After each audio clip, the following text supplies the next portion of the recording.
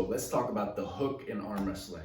Let's talk about how to initiate the hook, meaning how to get into the hook position, because oftentimes someone is top rolling and it's hard to get in that position where you're around their wrist and you're in a hook. The hook is categorized as a position where you're getting around someone and you're dragging them in, you're hooking them in essentially. That's why it's called that.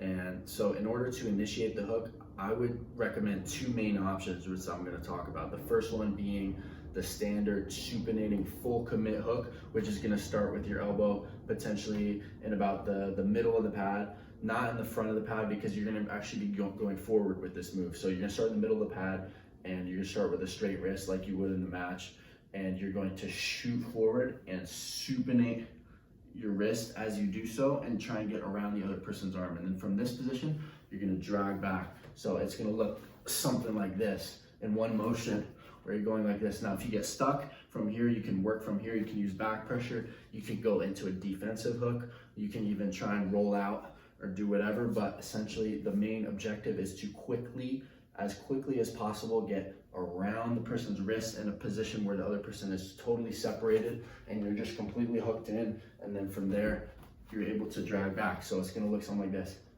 forward, supinate, and then drag back.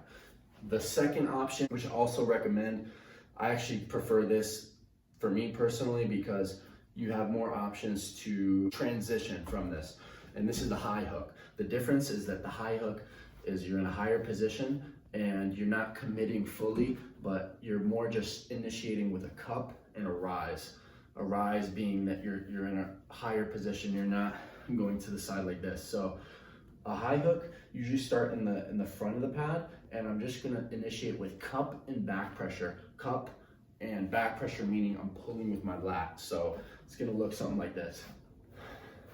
And that's just to initiate the hook. And then from there, like if I have a strong position, I'm able to separate them enough, I can just go here and then down. So it looks almost like a hybrid of a top roll and a hook, but essentially it's just a high hook, because if I get a stop like this, from here, this is a hook position. I've got them cupped in right here. Now, the options I have here are either to supinate even more, face my arm and lean down in a committed supinated hook position, or I can go from here and transition into a top roll and try and roll over their fingers, either offensively or in a defensive manner, and go like that. So that's why I prefer the high hook, because it leaves you with more options as far as transitioning. So anyways, those are two tips as far as how to initiate the hook in both the deep hook and the high hook.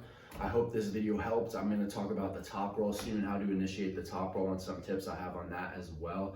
Leave a like, leave a comment. I'm looking to do more instructional videos when it comes to arm wrestling, because I think there's always a time and place for beginners to watch these videos and they can learn from it, especially since the sport is growing so much. And I know that people can put this video to use, because when I started, I was watching Devin Larrett, I was watching different YouTubers to try and learn as much as possible when I started. So hope this helps. That's it for the video.